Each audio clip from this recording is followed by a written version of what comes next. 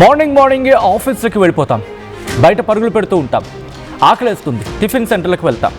ఇంతవరకు దాదాపు 30 రూపాయలు 40 రూపాయలు ఉన్న టిఫిన్ ఇప్పుడు కనీసం 10 నుంచి 15 రూపాయలు పెరిగే అవకాశం ఉందా? బస్సు ఇది మిమ్మల్ని భయపెట్టే వార్త ఇవ్వచ్చేమో, కానీ వాస్తవం. ఎందుకంటే వాళ్లకు సిలిండర్ ధర పెరుగుతోంది. దాని ప్రభావం ఎవరి మీద పడుతుంది? సామాన్యుడి మీద. ఇంకోసారి భారీగా పెరిగాయి కమర్షియల్ సిలిండర్ ధరలు. ఎల్పీజీ సిలిండర్పై ఏకంగా 195 రూపాయలు పెంచింది oil industries. Commercial LPG cylinder ధరలు పెంచుతూ ఆయిల్ కంపెనీలు నిర్ణయం తీసుకున్నాయి. ఢిల్లీలో 2078కి చేరింది కమర్షియల్ సిలిండర్ ధర. హైదరాబాద్లో 2300కు పెరిగింది కమర్షియల్ గ్యాస్ ధర. 3 వారాల్లో రెండోసారి పెరిగింది కమర్షియల్ ఎల్పీజీ ధర. మార్చి 7న 115 రూపాయలు పెంచాయి కంపెనీలు. ఇంకోసారి తాజాగా 195 రూపాయలు పెంచుతూ కీలక నిర్ణయం తీసుకున్నాయి. నెలలోపే 310 రూపాయలు పెరిగింది కమర్షియల్ గ్యాస్ ధర. ఇప్పటికే 60 రూపాయలు పెరిగింది డొమెస్టిక్ సిలిండర్. మిడిల్ ఈస్ట్ వార్తో ప్రపంచవ్యాప్తంగా ఇంధన సంక్షోభం నెలకొంది. మరి ముఖ్యంగా ఖతార్ మీద దీని ప్రభావం ఎక్కువగా ఉంటుంది. ఖతార్ ఎప్పుడైతే భారీగా దెబ్బతిందో, ఖతారే దాదాపుగా 20% ప్రపంచ గ్యాస్ వినియోగంలో 20% ఖతార్ మీద ఆధారపడుతున్న సందర్భం. భారత్ కూడా ఇటు ఖతార్తో పాటు మిగిలిన దేశాల నుంచి దిగుమతి చేసుకుంటూ ఉంటుంది. బట్ కమర్షియల్ సిలిండర్ గురించి మాట్లాడుకునే ప్రయత్నం చేద్దాం. కమర్షియల్ సిలిండర్ గురించి మాట్లాడుకోవాలంటే భారతదేశంలో మొత్తం ఎల్పీజీ వినియోగం గురించి ముందు మాట్లాడుకోవాలి. భారతదేశంలో కమర్షియల్ ఎల్పీజీ సిలిండర్ల వినియోగం కొంచెం డీటెయిల్గా మాట్లాడుకునే కన్నా ముందు, ఇండియాలో మరి ముఖ్యంగా మన భారత్లో ఎల్పీజీ మొత్తం వినియోగం ఎంత అంటే దాదాపుగా 31 నుంచి 31.3 మిలియన్ మెట్రిక్ టన్నులు. ఇది ప్రపంచ వినియోగాల్లో ఒకటి. సో కమర్షియల్ వినియోగం గురించి మాట్లాడుకుంటే మొత్తం ఎల్పీజీలో కమర్షియల్ ప్లస్ ఇండస్ట్రియల్ వినియోగం 16%. అంటే 31 మిలియన్ మెట్రిక్ టన్నులు అనుకుంటే సుమారు 4.5 నుంచి 5 మిలియన్ మెట్రిక్ టన్నులు కేవలం ఇండస్ట్రియల్ అండ్ కమర్షియల్ యూసేజ్కే వెళ్ళిపోతుంది. మిగిలినంతా కూడా డొమెస్టిక్ కావచ్చు, ఇతరత్ర విషయాల గురించి. అంటే అర్థం చేసుకోవచ్చు ఏ మేరకు ఇంపాక్ట్ చూపించబోతుందనేది. సో కమర్షియల్ అంటే మనకు తెలిసిందే, మన బయట ఈ హోటల్లో కావచ్చు, లేకపోతే హాస్టల్స్లో కావచ్చు, ఇలా ఇక్కడ ఉపయోగించేది. అండ్ ఇండస్ట్రియల్ అంటే మీరు చూడొచ్చు, గ్యాస్ కట్టర్స్ అంటూ ఉంటారు కదా, అలాంటి చోట, దాంతోపాటు వెల్డింగ్ లాంటి సందర్భాల్లో ఇలా కొన్ని గురించి మాట్లాడుకునే క్రమంలో వాటిలో వినియోగిస్తూ ఉంటారు. సో వీటి మీద కూడా ఇంపాక్ట్ చూపించే అవకాశం ఉంది. డీటెయిల్గా మాట్లాడుకునే ప్రయత్నం చేద్దాం.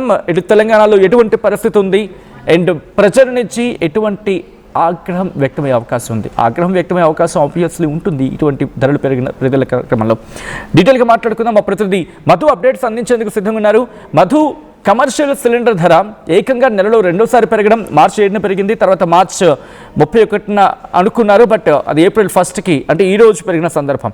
దాదాపుగా నెల రోజుల వ్యవధిలో రెండోసారి పెరగడం. ఇటు తెలంగాణ ప్రజలు ఎలా చూస్తున్నారు ఈ అంశాన్ని? ఎఫెక్ట్ ప్రపంచవ్యాప్తంగా ఉంది, దాంట్లో ముఖ్యంగా భారత్ పైన కూడా మనం చూస్తాం. కమర్షియల్ సిలిండర్లు మొదట్లో రేట్లు పెరిగాయి, అందుబాటులో లేవు. ఇప్పటికే బయట గ్యాస్ కి సంబంధించినటువంటి విషయాన్ని డొమెస్టిక్ కూడా బుక్ చేసుకోవడానికి పరిమితి పెంచినటువంటి పరిస్థితి, ఆ రోజుల పరిమితి.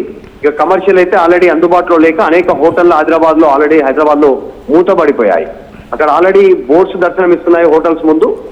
కమర్షియల్ సిలిండర్స్ అందుబాటులో లేనందువల్ల కొన్ని రోజుల వరకు హోటల్ అందుబాటులో ఉండదు, తర్వాత తిరిగి తెరుచుకుంటుంది అనేటువంటి కనిపిస్తా ఉంది.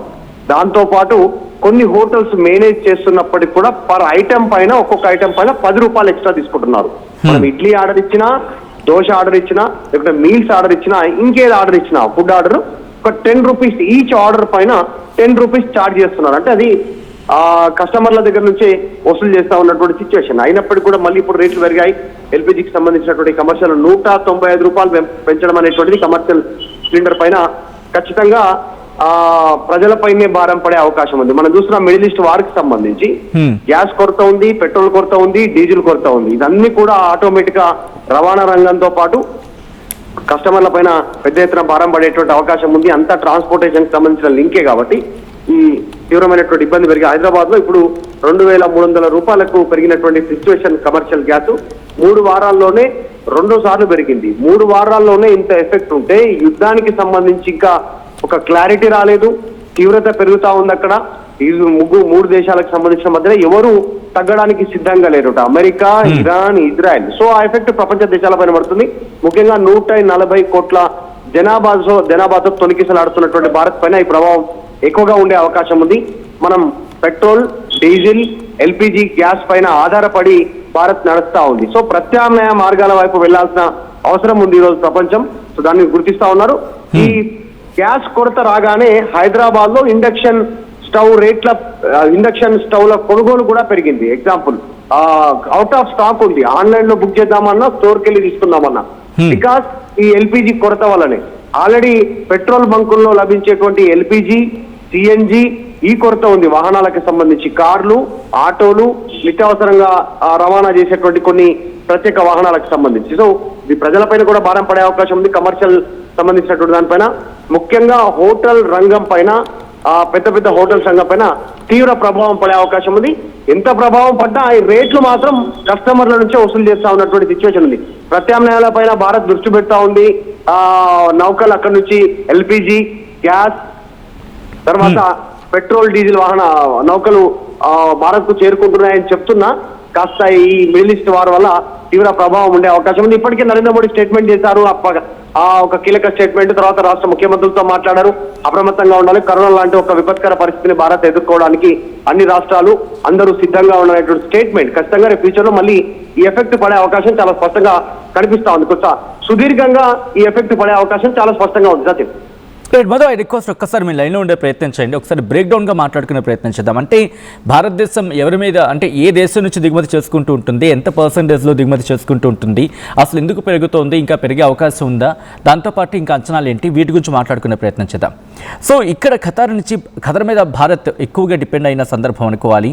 Subject the correction here again. ఇంకా ఖతార్ నుంచి 45 నుంచి 50% మనం అక్కడి, అంటే ఒక విధంగా చెప్పాలంటే మేజర్ షేర్ మనకి ఖతార్ నుంచి ఉంది. దాని తర్వాత యుఎస్ నుంచి 15 to 20% మనం అక్కడి నుంచి దిగుమతి చేసుకుంటాం. అంటే మనకు సంబంధించి 45 నుంచి 50% మనకి ఖతార్ మీద మనం బేస్ అవుతున్నాం. దాంతోపాటు 15 నుంచి 20% అమెరికా మీద, 8 నుంచి 10% ఆస్ట్రేలియా మీద, 5 నుంచి 7% రష్యా మీద, 3 నుంచి 5% దుబాయ్ మీద. ఇక్కడ ఖతార్ మీద ప్రభావం, ఖతార్లో వాళ్ళ ఆ మ్యానుఫ్యాక్చరింగ్ హబ్స్ అనుకోవచ్చు, లేకపోతే మ్యానుఫ్యాక్చరింగ్ యూనిట్స్ అనుకోవచ్చు. ఈ గ్యాస్ ఉత్పత్తి అయ్యే ఆ కేంద్రాన్ని టార్గెట్ చేస్తుంది ఇరాన్. ఈ క్రమంలో ఒక్కసారిగా ఖతార్ దాదాపుగా 20%, ప్రపంచానికి సంబంధించి మాట్లాడుకుంటే 20% గ్యాస్ ఉత్పత్తి జరిగేది అక్కడి నుంచి. ఖతార్ అంత కీలకం. ఇది మనకే కాదు, ప్రపంచానికి కూడా మాట్లాడుకుంటే దాదాపు 13 నుంచి 14%, కొన్ని సందర్భాలు 20 అంటూ ఉంటారు. ఏది ఎల్ఎన్జీ ప్లస్ పైప్ లైన్ కలిపి. అందుకే ఇప్పుడు భారత ప్రభుత్వం ఏమంటోంది, పైప్ లైన్ నుంచి గ్యాస్ సరఫరా గురించి ఎక్కువగా ఆలోచించే ప్రయత్నం జరుగుతోంది. ఇప్పుడు ఎటువంటి ప్రభావం చూపించే అవకాశం ఉంది? వినియోగదారులు సాధారణంగా బయటకు వెళ్ళి టిఫిన్ చేద్దామంటే ఇప్పుడు వేడివేడిగా టిఫిన్ తినేది ఇప్పుడు కాస్త కాలిపోతుంది. ఎందుకంటే అంత హీట్ పుట్టిస్తున్న రేట్లు కూడా. డీటెయిల్గా మాట్లాడుకునే ప్రయత్నం చేద్దాం. మధు, ఇక్కడ మరి ముఖ్యంగా మాట్లాడుకునే క్రమంలో ఇంత మేరకు పెరిగిపోయిన తర్వాత ఎటువంటి సిచ్యువేషన్స్, ఇప్పటికే చాలామంది ఎలక్ట్రిక్ కుక్కర్స్ కావచ్చు, లేకపోతే ఎలక్ట్రిక్ ఇండక్షన్ స్టవ్స్ కావచ్చు, వీటి మీదకి వెళ్ళిపోయే ప్రయత్నం చేస్తున్న మార్కెట్లో అవి కూడా అవైలబిలిటీ లేవు. సో ఇప్పుడు తెలంగాణ ప్రభుత్వం ఏమైనా ఆల్టర్నేటివ్స్ ఆలోచించే ప్రయత్నం చేస్తుందా, లేకపోతే ఏమైనా కన్సెషన్స్ ఇచ్చే ప్రయత్నం జరుగుతుందా? ఎందుకంటే మనం చూసాం గతంలో కూడా కొన్ని సంక్షేమ పథకాల్లో భాగంగా వీటిని కల్పించిన సందర్భం కూడా ఉంది. సో ఇటువంటి ఆల్టర్నేటివ్స్ అని ఆలోచించే ప్రయత్నం చేస్తుందా ప్రభుత్వం? ఎగ్జాక్ట్, ఆల్రెడీ కేంద్రం సూచనలు చేసింది. డైరెక్ట్ గా ప్రధాని నరేంద్ర మోదీ రాష్ట్ర ముఖ్యమంత్రులతో వీడియో కాన్ఫరెన్స్ అయ్యారు. పలు కీలక సూచనలు చేశారు. ప్రత్యామ్నాయ మార్గాలు ఏమున్నాయి, వాటిపైన దృష్టి పెట్టాలి. దాంతో పాటు రాష్ట్రంలో అత్యవసర సేవలు వినియోగించేటువంటి వాళ్ళు ఎవరు ఉన్నారో వారికి మొదట ఏర్పాట్లు చేయాలనేటువంటి సేమ్ కరోనాకు సంబంధించిన క్రైటీరియా. అత్యవసర సేవలు సేవ చేసేటువంటి వారికి మొదటి ప్రాధాన్యత ఉండాలనేటువంటిది. ఇందాక మాట్లాడినట్టు ఆసుపత్రి, తర్వాత ఆర్మీ, పోలీస్, ఇంకా పారిశుద్ధ్యం కానీ, ప్రభుత్వ సేవలు కానీ, ఇట్లాంటి వాటికి సంబంధించిన వాటిలో మొదట వారికి ఏర్పాట్లు చేయాలి. గ్యాస్ నిల్వలు, పెట్రోల్, డీజిల్ నిల్వలు ఫ్యూచర్ లో కాస్త ఎక్కువ రోజుల వరకు సస్టైన్ అయ్యేలాగా వాటి నిల్వలు చూడాలి. తర్వాత సాధారణంగా రవాణాకి సంబంధించి ప్రజలకు ఇబ్బంది లేకుండా ట్రాన్స్పోర్టేషన్ కి సంబంధించి ప్రత్యామ్నాయ మార్గాలను దృష్టిలో తీసుకోవాలి. ఫర్ ఎగ్జాంపుల్ మెట్రో ట్రైన్ సేవలు ఎక్కువగా వినియోగించడం కానీ, ఇంకా ట్రైన్లు ఎక్కువ సేపు నడపాలి, లేకుంటే నిమిషాల వ్యవధిలో కొన్ని ట్రైన్స్ నడపాలి. తర్వాత ఇంకా లోకల్ ట్రైన్స్ హైదరాబాద్ లో నడిపేలా, వీటిపైన ఎలక్ట్రిక్ బస్సులను ఎక్కువగా తిప్పేలా, వీటిపైన దృష్టి పెట్టాలనేటువంటి ఆలోచన. దాంతోపాటు ప్రజల్లో ఒక రకమైనటువంటి అవేర్నెస్ తీసుకురావాలి. వాహనాలను అవసరం ఉంటేనే బయటికి తీసి నడుపుకునేలాగా. ఎందుకంటే భవిష్యత్తులో ఖచ్చితంగా ఒక క్లిష్ట పరిస్థితి ఎదుర్కొనేటువంటి అవకాశం ఉంది. ఎందుకంటే ఇది భారత్కు వచ్చిన పరిస్థితి కాదు, ప్రపంచ దేశాలు ఎదుర్కొంటున్న ఈ వార్ వల్ల. కాబట్టి దానిపైన దృష్టి పెడతా ఉన్నారు. తర్వాత సాఫ్ట్వేర్ సంబంధించినటువంటి జాబ్ ఉన్నటువంటి వారికి వర్క్ ఫ్రమ్ హోమ్ ఫెసిలిటీ ఇచ్చేలా, అత్యవసర సేవలు వినియోగించే వారికి మినహాయిస్తే మిగతా వాళ్ళంతా కూడా అవసరం ఉంటేనే బయటకు వెళ్ళి పనిచేసేలా, ఒకవేళ ఇంటి నుంచి పనిచేసే అవకాశం ఉంటే వారికి అవకాశం కల్పించాలి. ఇట్లాంటి వాటి పైన దృష్టి పెడతా ఉన్నాం. ఎగ్జాంపుల్ 10 మంది ఒక షిఫ్ట్ లో పనిచేసేటువంటి అవకాశం ఉంటే ఆ సంఖ్య తగ్గించుకొని 5 మందితో పని చేయించుకోవడం, మరొక 5 మందితో నెక్స్ట్ రోజు పని చేయించుకోవడం. ఒకే రోజు 10 మందిని షిఫ్ట్ లో వాడకుండా వారి రవాణా వ్యవస్థని కాస్త కంట్రోల్ చేసేలాగా దానిపైన దృష్టి కేంద్రీకరిస్తా ఉంది. ప్రస్తుతానికైతే ఎలాంటి రాయితీలు ఇవ్వట్లేదు సిలిండర్ల విషయంలో, పెట్రోల్ విషయంలో, మిగతా విషయంలో ప్రభుత్వం నుంచి. కానీ కాస్త జాగ్రత్తల విషయంలో మాత్రం ప్రభుత్వం దృష్టి పెట్టింది. చూడాలి ఎఫెక్ట్ ఎంతవరకు ఉంటుందో. ప్రస్తుతం కమర్షియల్ సిలిండర్ రేట్లు పెరగడం పైన, ముఖ్యంగా హోటల్ రంగం పైన తీవ్ర ప్రభావం పడిపోయింది.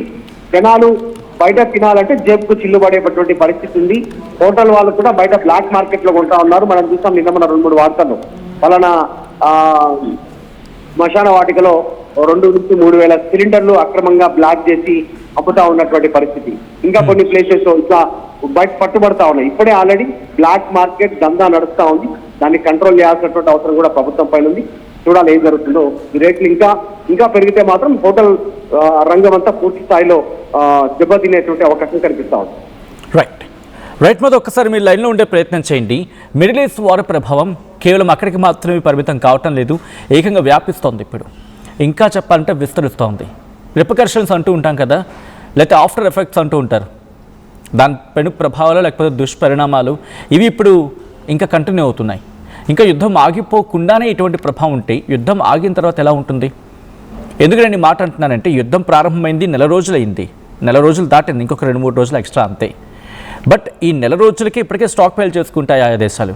భారత్ కూడా అలాగే స్టాక్ పైల్ చేసుకుంది. ఆ స్టాక్ పైల్ చేసుకున్న క్రమంలోనే ధరలు ఇలా పెరిగితే, ఒకవేళ యుద్ధం కంటిన్యూ అయ్యి ట్రంప్ లాంటి వ్యక్తి ఇంకా నేను యుద్ధానికి వెళ్తాను, ఇంకా తీవ్రమైన యుద్ధానికి వెళ్ళిపోతానంటే, అండ్ ఆ స్టాక్ పైల్స్ అనేవి మనకి నిండుకుంటే, మన స్టోరేజ్ కనుక షార్టేజ్ వస్తే, ఆ తర్వాత ఇంకా రేట్లు పెరిగే అవకాశం ఉంటుందా? ఆబ్వియస్లీ ఉంటుంది. ఎందుకంటే డిమాండ్ పెరుగుతుంది, సప్లై ఉండదు. అండ్ ఆ సప్లైకి సంబంధించి జరగాలంటే ప్రొడక్షన్ ఉండాలి. ప్రొడక్షన్ జరగాలంటే ఆ ప్రొడక్షన్ యూనిట్స్ ఉండాలి. ఆ ప్రొడక్షన్ యూనిట్స్ ఉండాలంటే ఆ దేశంలో అక్కడున్న పరిస్థితుల్లో అక్కడ సిచ్యువేషన్కి తగినట్టుగా అన్నీ అవైలబిలిటీ ఉండాలి. కానీ ఖతార్ ఇప్పుడు అటువంటి పరిస్థితి ఉందా? లేదు. కువైట్ అటువంటి పరిస్థితి లేదు. దుబాయ్ అంతగా కనిపించట్లేదు. And Saudi biggest question mark. Bahrain biggest question mark. Yemen పక్కన పెడతాం, ఒమెన్, ఇవన్నీ కూడా ప్రస్తుతం క్లిష్ట పరిస్థితులు ఎదుర్కొంటున్నాయి. ఒక విధంగా చెప్పాలంటే ఈ ప్రొడక్షన్ యూనిట్స్గా చెప్పుకునేవి, లేకపోతే మ్యానుఫ్యాక్చరింగ్ యూనిట్స్గా చెప్పుకునేవి, ఆ మ్యానుఫ్యాక్చరింగ్ యూనిట్స్, వీటిని తయారు చేసే ఆ ప్రొడక్షన్ యూనిట్స్ ఇరాన్ అటాక్కి దెబ్బతిన్నాయి. కొన్ని సందర్భాలు వినిపించే మాట ఏంటంటే వీటిని రీబిల్డ్ చేయడానికి కొన్నేళ్ళు పట్టేస్తుంది.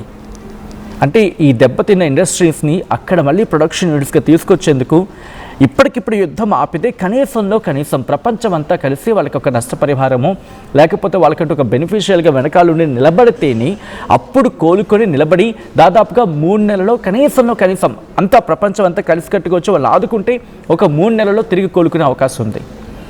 అండ్ నీడ్ ప్రపంచానికి కూడా అవసరం. అండ్ ఇటువంటి సందర్భంలో ఇంకా యుద్ధం కంటిన్యూ చేస్తాను, ఏప్రిల్ 6 వరకు డెడ్లైన్ విధించాలనేది ట్రంప్ చెప్తున్న మాట. ఒకవేళ ఇంకా తీవ్రతరం చేశాడనుకోండి, గ్రౌండ్ ఆపరేషన్కి వెళ్ళిపోతే, ఇరాన్ ఇచ్చిన వార్నింగ్ ఇది, నేనంటున్న మాట కూడా కాదు, నేను ప్రపంచం సంగతి పట్టించుకోను, గల్ఫ్ దేశాలు ఇంకా గట్టిగా దెబ్బతింటాయని చెప్పి. మనకేదో తెలుగులో సామెత ఉంటుంది కదా, ఏకంగా దెబ్బ పూర్తిగా శత్రుశేషం లేనంత వరకు కొడతామన్నట్టుగా. సో ఆ టైప్లోకి వెళ్ళిపోయే అవకాశం ఉంటుంది. సో పరిస్థితి ఎంతలా మారిపోయే అవకాశం ఉంటుందంటే ఈ గల్ఫ్ దేశాల మీద ఇంకా ప్రభావం చూపించే అవకాశం ఉంటుంది. అండ్ దాని దెబ్బకి ప్రపంచం వెలువలాడిపోతుంది. అండ్ భారత్ మీద కూడా ప్రభావం చూపించే అవకాశం ఉంది. కాబట్టి ఇప్పటికిప్పుడు ట్రంప్ యుద్ధాన్ని ఆపేసాను అని చెప్పినా కూడా ఆ ఆఫ్టర్ ఎఫెక్ట్స్ కంటిన్యూ అవుతాయి. అండ్ ఇప్పటికిప్పుడు ఆపేస్తే బాగుంటుంది, ఆపకపోతే ప్రపంచం వెలువలాడిపోవాల్సిన పరిస్థితి ఉంటుంది. ఎందుకంటే ఇరాన్ తెగించేస్తుంది, నేను పోతే నాతో పాటు పట్టుకుపోతా అనే రకంలా తయారైంది. అండ్ ట్రంప్ మాట వినట్లేదు. ఒక రోజు ఒక మాట అంటాడు, ఇంకో రోజు ఇంకో మాట అంటాడు. ఇటువంటి సిచ్యువేషన్స్లో ఆ ప్రొడక్షన్ యూనిట్స్ ఎప్పుడు అవి మళ్ళీ పుంజుకోవాలి, ఎప్పుడు ఆ మ్యానుఫ్యాక్చరింగ్ యూనిట్స్ ఎప్పుడు మళ్ళీ తిరిగి పుంజుకోవాలి. ఒక విధంగా చెప్పాలంటే ఒక ఇంట్లో అగ్ని ప్రమాదం జరిగిందండి, లేకపోతే ఒక దాడి జరిగింది. ఆ ఇంట్లో వంట వండుతూ ఉంటారు, ఒక 10 మందికి వంట పెడుతూ ఉంటారు, వంట చేసి పెడుతూ ఉంటారు. ఆ ఇంటి మీద దాడి జరిగినప్పుడు వంట సామాను పూర్తిగా ఛిద్రం అయిపోతే ఒక నలుగురు వచ్చి ఆదుకుంటే త్వరగా రీబిల్ట్ అవుతుంది. లేకపోతే వాళ్ళంతా వాళ్ళు కోలుకొని వాళ్ళంతా వాళ్ళు రీస్ట్రక్చర్ చేసుకొని లేకపోతే వాటిని మళ్ళీ పునరుద్ధరించుకొని చేయాలంటే కొన్నేళ్ళు పట్టేస్తుంది. అంతవరకు ఆ 10 మంది ఏం చేయాలి? ఆకలితో ఉండాల్సిందేగా. క్లుప్తంగా చెప్పాలంటే అదే పరిస్థితి ప్రస్తుతం ప్రపంచం ఎదుర్కొంటోంది. కాబట్టి ఇది ఖతర్కి ఒక్కటికే పరిమితం కావటం లేదు. ఎందుకంటే ఖతర్ గ్యాస్ విషయంలోకి వచ్చినప్పుడు Qatar, and petrol diesel energy విషయానికి వచ్చినప్పుడు సౌదీ అరేబియా, దుబాయ్ వీటి మీద. కాబట్టి ఇప్పుడు ఏం జరిగే అవకాశం ఉంది? ఇంకా రేట్లు పెరగబోతున్నాయా? మీరేమనుకుంటున్నారు? కామెంట్ చేసే ప్రయత్నం చేయండి. అండ్ ఈ కథ మిమ్మల్ని కాస్త కలవరపరచచ్చు. అయితే మిమ్మల్ని కలవరపడ గురించడం ఆర్టీవీ ఉద్దేశం కాదు, కానీ ఇటువంటి కథనాలు చూసినప్పుడు కాస్త కలవరపడ గురే అవకాశం ఉంటుంది. కాబట్టి దీనికి సంబంధించి తగిన జాగ్రత్తలు తీసుకోవాలని ఆర్టీవీ సూచించడం జరుగుతోంది. This is a disturbing content. Viewer discretion is highly advised.